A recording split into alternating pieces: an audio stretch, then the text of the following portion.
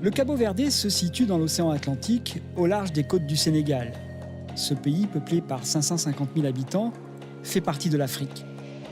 C'est un archipel composé de 10 îles volcaniques, pas toutes habitées.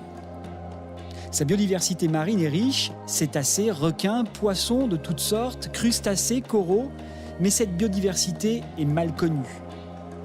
Ces îles, au milieu de nulle part, constituent autant d'opportunités pour le développement d'espèces et donc une richesse pour les scientifiques qui vont bénéficier d'une importante concentration d'animaux marins, notamment autour des monts sous-marins, ces montagnes qui culminent à moins de 100 mètres de la surface des eaux. Les explorations de Monaco conduites par le prince Albert II, associées aux organisations publiques capverdiennes, aux ONG et à Geomar, le centre de recherche océanographique allemand, ont apporté un soutien logistique aux équipes en place.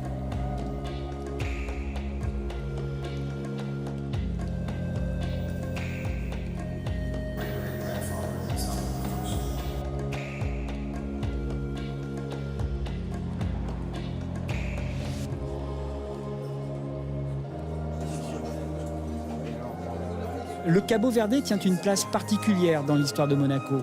Le prince Albert Ier et ses équipes scientifiques s'y sont rendus il y a plus d'un siècle. Ils y ont recueilli des spécimens, dont celui de ce cinq géant, un lézard que le souverain remet au président Fonseca. Le cinq est aujourd'hui réputé disparu, mais une équipe soutenue par les explorations de Monaco va se lancer à sa recherche.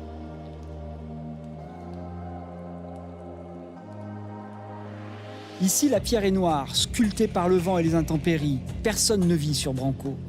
C'est l'île qui abritait le cinq géant, espèce endémique dont on a perdu la trace dans les années 70.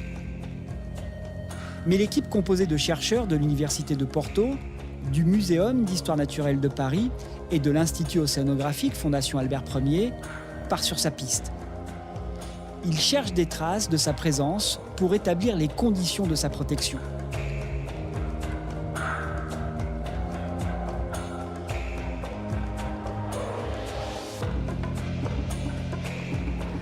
I was really interested in looking for the giant gecko as well. That is a threatened species, considered as endangered.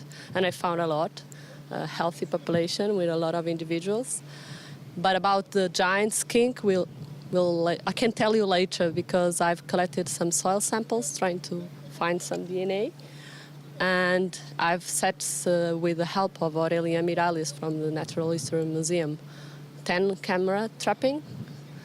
So maybe we have some footage or some photos of the animal, but we have to analyze those data, analyze that first, and then I'll tell you. Le bottom lander tient du sous-marin et du robot. Posé par moins 100 mètres, il recueille des échantillons et grâce à ses capteurs, enregistre de nombreuses données.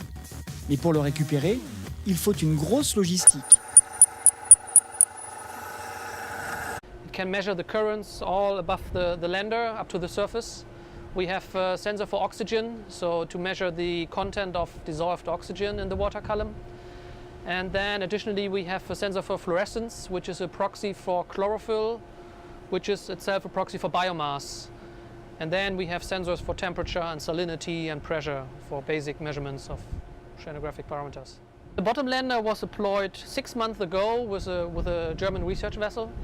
And it was deployed at a very remote location. There was an open ocean seamount. These seamounts are known to be can be seen as a kind of oasis in the oceans.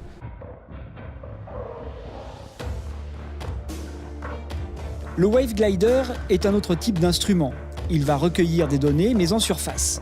Sa mise à l'eau requiert un important dispositif et permettra d'obtenir des données telles que la température, le courant, la météo, la quantité d'oxygène ou repérer des biomasses.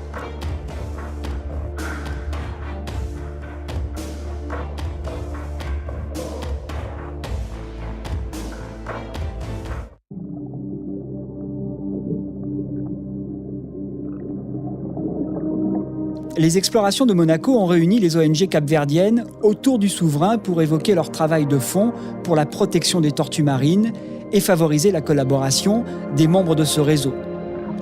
Le Cap-Vert abrite 5 espèces de tortues et des sites de ponte uniques et souvent menacés par l'activité humaine. D'où ce point sur les travaux en cours et le financement de balises pour comprendre leur mode de vie et construire le développement des politiques de protection.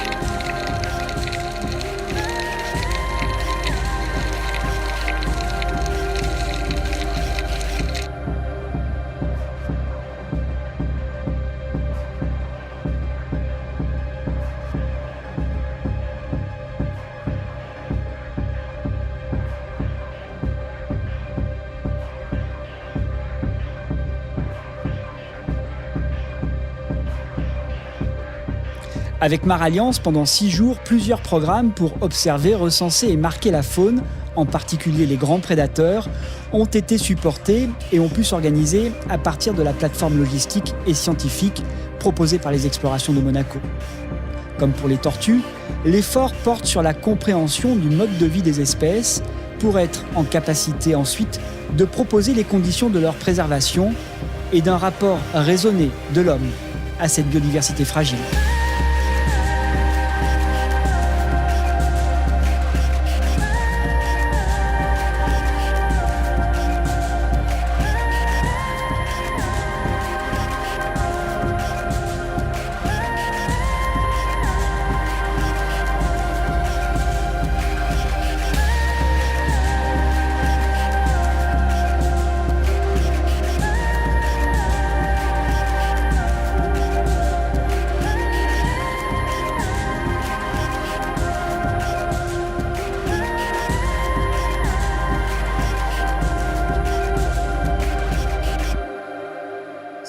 Ça s'est très bien déroulé dans ce très beau pays avec des îles magnifiques et mystérieuses à la fois. Je pense notamment à l'îlot Branco, que mon arrière-grand-père avait déjà visité.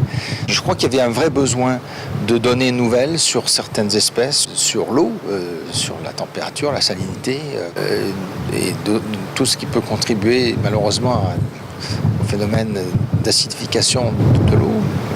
Et je crois que cette dernière étape dans les îles du Cap-Vert, dernière étape en Macaronésie, eh bien, confirme, si besoin était, l'importance que ces explorations ont, de par la grande coopération et collaboration entre différentes entités scientifiques et entre différentes nationalités. Et je crois que si on peut justement continuer dans cette lignée, d'être ce lien et pouvoir leur donner une plateforme qui puisse leur permettre d'avoir de nouvelles données, même des données là où elles n'existaient pas, eh bien je crois que ça sera déjà un très très beau succès. Il faut s'assurer que cette transmission se fait aux nouvelles générations et toutes ces ONG que j'ai pu rencontrer ce matin qui font un travail remarquable envers l'étude et puis l'aide aux différentes espèces de tortues pour qu'elles puissent pondre dans de bonnes conditions et qu'on puisse bien sûr en sauver le plus grand nombre. Mais donc tout cet apprentissage-là, ne serait-ce que pour cet aspect-là de conservation et de grands sujets liés à l'environnement marin, eh bien c'est extraordinaire et c'est même émouvant de voir que les enfants s'adaptent très vite à cela et aiment en découvrir plus sur ces espèces emblématiques et voudront aussi, dans le futur, transmettre ce message.